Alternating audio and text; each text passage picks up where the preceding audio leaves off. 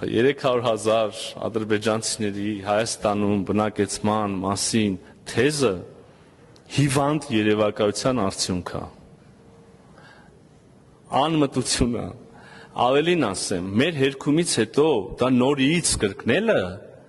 երկու բանի մասին է մտածում, կամ կրկնողը չի հասկանում, ընդհանրապես չի ուղղակի տարրական ուղեղի ինչ-որ բջիջների մակարդակով չի հասկանում ինչ է ասվում, ու ասում է, որ դա չի լինելու, չկա այդպիսի բան։ Եվ կամ երկրորդը սրիկայություն է, որտեղ չարամտորեն կրկնում այն ինչ որ չկա, փորձելով մանիպուլացնել մարդկանց համար զգայուն հարցերը, փորձելով, այսպես ասած, անօգուտ իհարկե, սեղմել ինչ-որ ցավոտ կետերի, հասարակության համար ցավոտ կետերի վրա։ Ընդ որում ես չգիտեմ այդ մարդը, որ անընդհատ այս նույն միտքը կրկնում է այս անհեթեթությունը, իր շահերի տեսանկյունից որն ավելի լավ, որն ավելի լավ պատճառը,